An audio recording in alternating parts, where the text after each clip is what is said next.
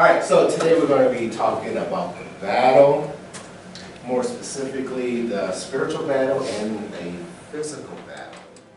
So, what is a battle? Basically, it's a group and a B group, two groups, not agreeing on something or something like that. And then they go to a battle. And then there has to be a resolve. So that's the outliner of what I'm going to be talking about in a spiritual and a physical position. So let's get into the spiritual battle. Turn to Matthew chapter 4. And for those who want to, I have it on the screen also. Somebody start reading that for me, please. Then was Jesus led up of the Spirit into the wilderness to be tempted of the devil. And when he had fasted 40 days and 40 nights, he was afterward a hunger. And when the tempter came to him, he said, If thou be the Son of God, command that these stones be made bread. But he answered and said, It is written, Man should not live by bread alone, but by every word that proceeds out of the mouth of God. Then the devil taketh him up into the holy city, and set him on a pinnacle of the temple, and said unto him, If thou be the Son of God, cast thyself down, for it is written, He shall give his angels charge concerning thee, and in their hands they shall bear thee up, lest at any time thou dash thy foot against a stone. Jesus said unto him, It is written again, Thou shalt not tempt the Lord thy God. Again the devil taketh him up into an exceeding high mountain, and showed him all the kingdoms of the world, and the glory of them. And he said unto him, All these things will I give thee, if thou wilt fall down and worship me. Then said Jesus unto him, Get thee hence, Satan, for it is written, Thou shalt worship the Lord thy God, and him only shalt thou serve. Then the devil leaveth him, and behold, angels came and ministered unto him.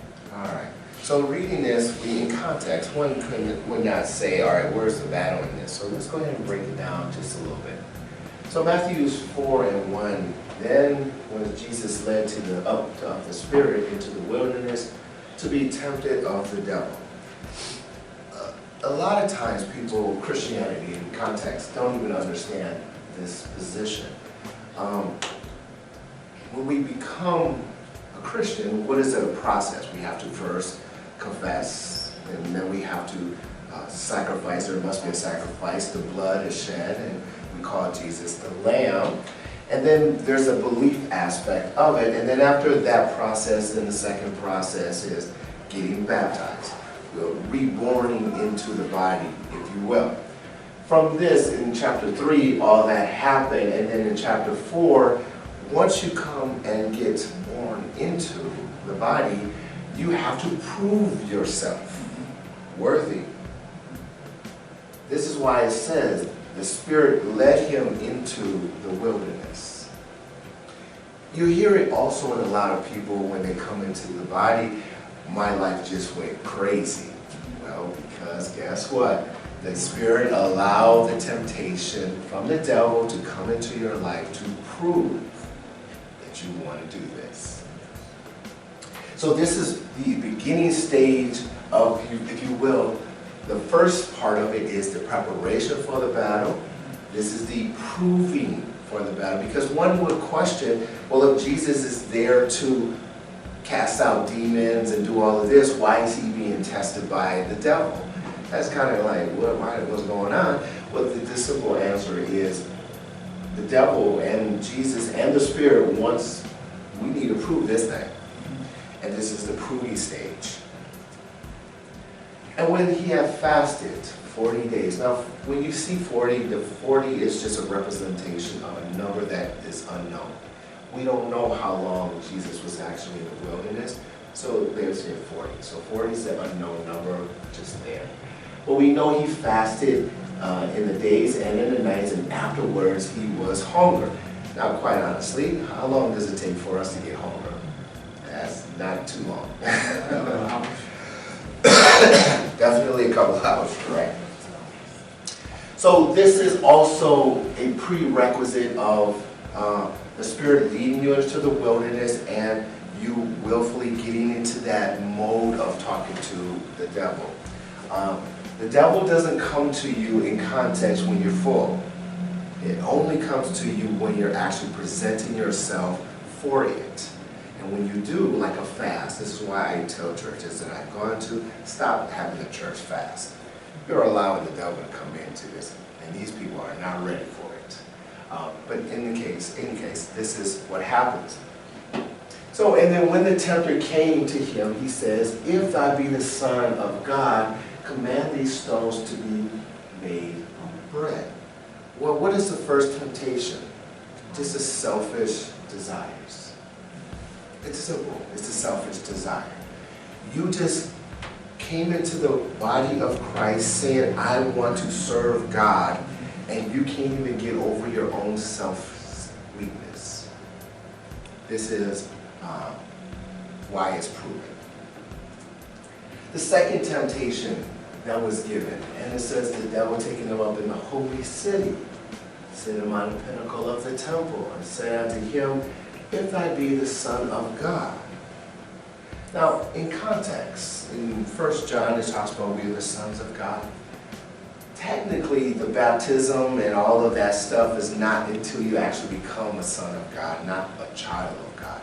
Christianity kind of gets it backwards. You get born into it and you're supposed to be a child. On the contrary belief, you get born into it, you're already a child a long time ago. You're now presenting yourself to the devil as a son. So anyway, cast thyself down as a written.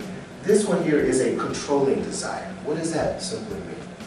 We hear it all the time when, let's say, a preacher who's preaching, he gives his testimony, and he's saying, when I was doing drugs, I was down in my lowest of lows, and I went to the Lord and said, Lord, Lord, if you save me, I will serve you forever. That's what this is. When you make a deal, you're not making a deal with God. You're a servant of God. This is a deal. The deal is you're in the pinnacle, you're in church, and the church shall bear thee up. That's what happens. I remember he was a drug guy. I remember he was a pimp. I remember he was out in the streets, and then the church built him up as a man of God. Second temptation. Third temptation. The devil took him up into the exceeding high mountain, showed him the kingdom of the world. You know this one more or less. This is the fame desire. I want to be a singer. I want to be in government. I want to be this and I want to be that.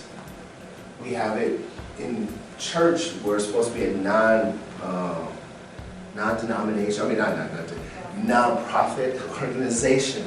In the writing, it clearly says you cannot be towards government. And yet, churches always have government in it. Here is, you ask of anything. Now, in context, fall down and worship me. It doesn't mean get on your knees and worship me. It means turn your back from God. Fall down, turn your back from God. Worship me by just simply saying, thank you, God. That's all you have to say, and you worship me, the fame. So this is proving. When you prove yourself, and again, these three temptations is just an outline of what Jesus went through. We all have our own temptations that we all must go through at a certain time in our lives. But the devil is there for a specific purpose, and his purpose is to tempt you, to prove it. But when he left, then the angel came to minister unto you. One would think, unskilled, one would think this is the battle. This is not the battle. This is just a prerequisite to the battle. Ephesians 6.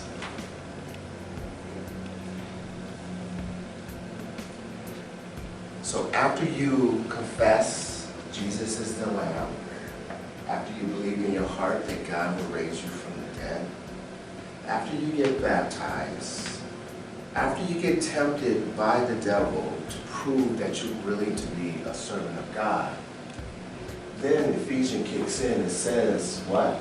Read that. For we wrestle not against flesh and blood, but against principalities, and against powers, and against the rulers of the darkness of this world, against spiritual wickedness in high places. All right, so for the untrained, they would think not like this. They would put it all together. But in actuality, to the trained, it's really like this. The first rank, the seraphim, is the one that actually is closest to God. Then the cherubim thrones. Second ranking, dominion, virtues, and powers. Third ranking, principalities, archangels, and angels. So when we talk about this, we do not fight against flesh and blood. We're actually talking about spirituality, principalities. They're in the third ranking, lower rank. Powers, they're in the second rank. The rulers of the darkness of the world, they're very high. Spiritual wickedness in all places, the whole world, wherever God sends you. So we're actually fighting that. And in our mind, we think, with my co-workers, people I hang out with, I don't like them. Well, why don't you do something about it? Then we kick in with John 3. John 3 says in the first verse says what?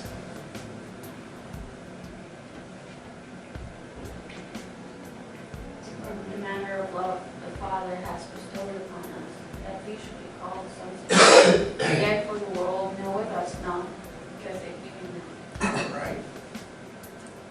Then we jump down to 4. Whosoever committed this transgresseth also the law, for sin is the transgression of the law. All right. So in first part, God has given us to be the Son of God. The relations is the Son is because He actually gave us the image and the likeness, and now we have the knowledge. We are sons versus children. Children just go toss and fro. Paul calls it, says it best. He says, when I was a child, I did childish things, but when I became a man, I put those childish things away. In actuality, he's talking about spirituality position. But what is sin? When we talk about sin, we can label a lot of things, but in actuality, what sin really is anyone who transgresses the law. The law is the law of God. For sin is the transgression of the law.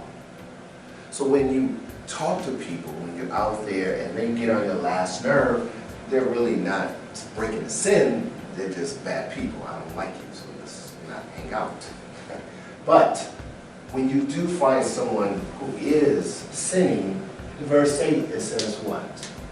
You know, committed sin is of that the devil sinned us from the beginning. This purpose was Son of God was manifested, that He might destroy the works of it. And that is the battle. That's the battle. When we get to that spiritual level, our purpose, the reason we get to that highest level of levels, the whole purpose of it is to destroy the works of the devil. So you have to prove yourself first from the devil, and then you got to go out and destroy the devil's work. Which brings a question, why is the devil helping me, proving me, and then I'm still going out and battling the devil? Well, the answer is very simple. All of these are also the devil. We just say devil because it's a generic name for all of it, the dark side of it. But in actuality, when you break it down, you got some high devils, and then you got some low devils. Here's the key. They all sound the same. They all sound the same. The difference between the two is one is of the darkness, and one is of the light.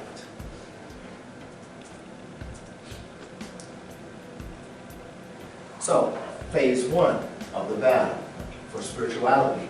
We must learn what does it mean to be a child to a son. Confess, baptize, and then we must purposefully become tempted. We have to be tempted to prove ourselves. Phase 2, become the son of God, and you become the son of God after you learn, confess, baptize, and tempted, you're now becoming the son of God. Son of God, then from there, phase 3, fight the darkness. The words of the devil.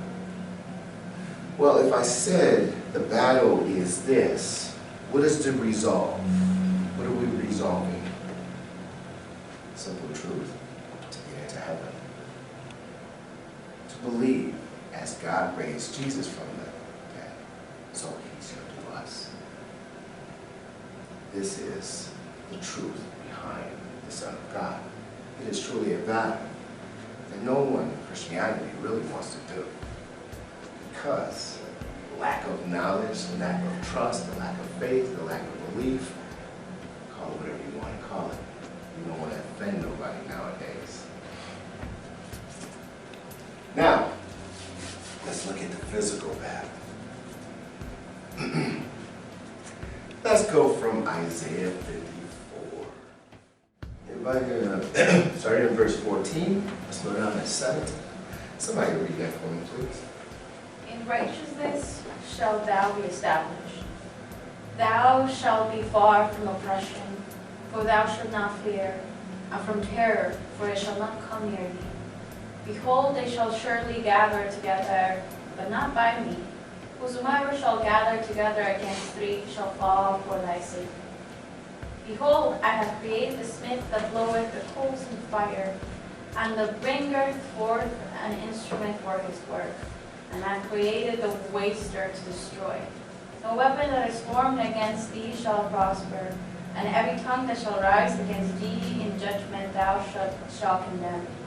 This is the heritage of the servants of the Lord, and their righteousness is of me, saith the Lord. All right. So, we've heard songs that says, no weapon shall form against me. We heard all of that. But in actuality, what are we really referring to? So let's talk about it.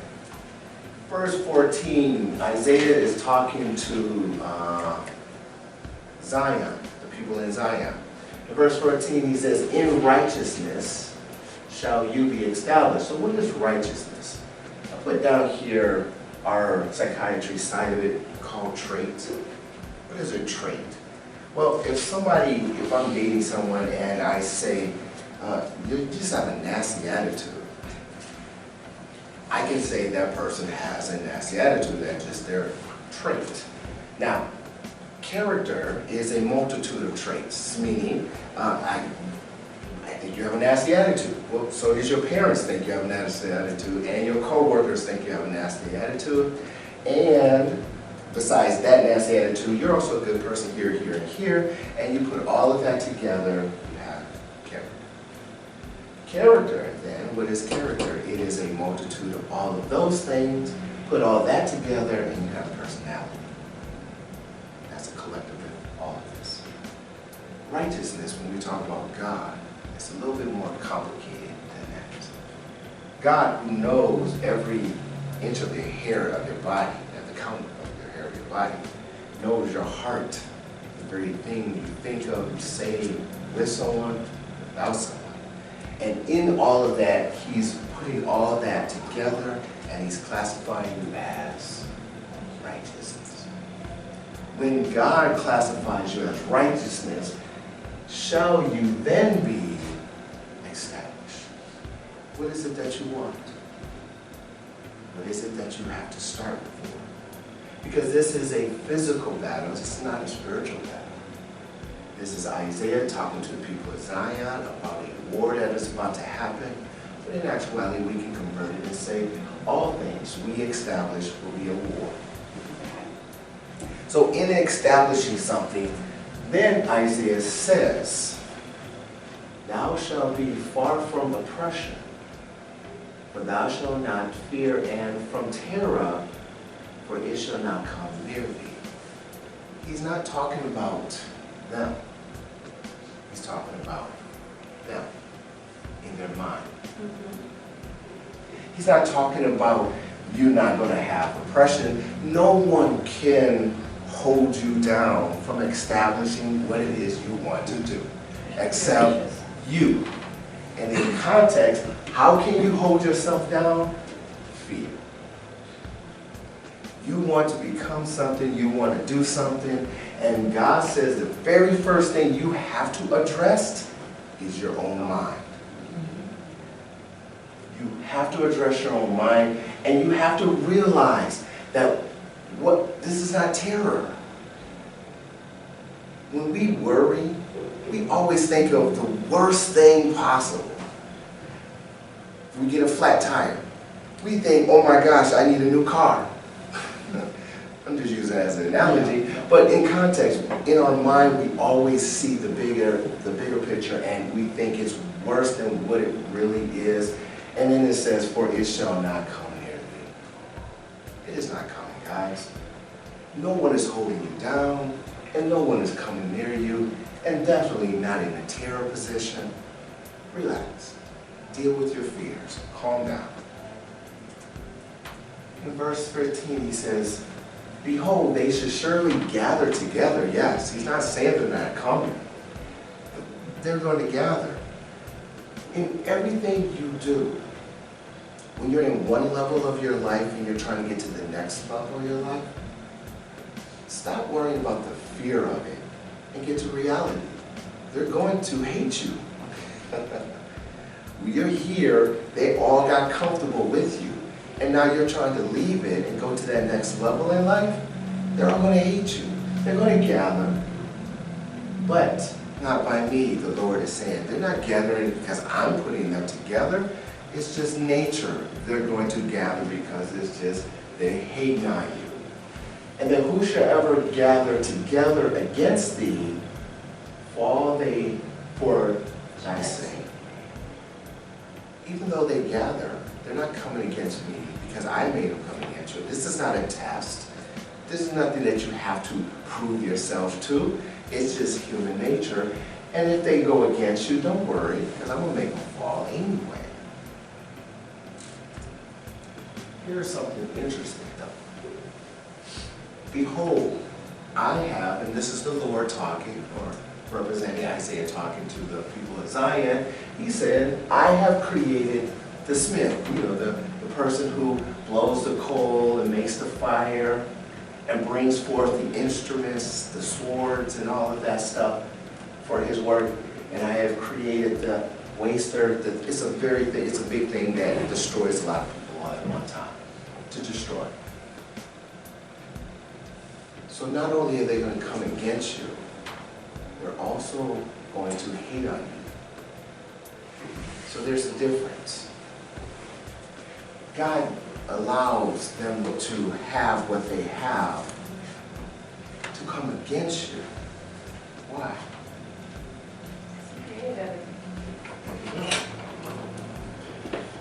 So this is why they were worried and terrified in the beginning and fearful, because they know God created this, and they know they had all of these tools and the very thing to destroy them. But God says, calm your fear down, don't worry about this. Then he goes and says, no weapon that I created or is formed against you shall prosper. If he created it, then he can also calm it. So if anything you do in your life, if it's been called, if you was to create it, if you wanted to grow it, know that, control your mind, take it easy, go after it, whatever it is you're going after. You're going to have haters, you're going to have people going against you, you're going to have people stopping you, but at the end of the day, calm down. Nothing is going to go against you. If this is what you want, you can get it. And then, every tongue, your reputation is going to be tarnished for a little bit, but don't worry. There's nothing going against you in judgment. They're not going to condemn you. Your name might be trashy for a little while, but at the end of the day, it's going to be fine. They're going to see you and respect you. And this is the heritage of the servant of the Lord, like Jesus, like us. And their righteousness. Future tense, there, us too, is of me, said the Lord. So we can use this as the outliner to show and to see that if we want something, we can go get it. Don't let our fears get in the way. Don't let the terror of it get in the way. Go after it. No people is going to come after you. They're going to form after you. Just deal with it. Keep going, because they're not going to prosper in this. It's going to happen, but just deal with it. Keep going. And that is the spiritual battle between Matthew's, the spiritual side of it. When we see something that is spiritually going against God, called the commandments, that's the devil, that spiritual thing, shut it down. And then the physical, mostly about us individually, in our physical world. If there's something you want, go get it. It is absolutely there for you to go. But it is going to be a battle. It's going to be a battle going up. But you can get it. So either way, both ways, we're still in the battle. One is going to get us into heaven. The other one is going to get into a lifestyle that we want. That is the lesson. Any questions?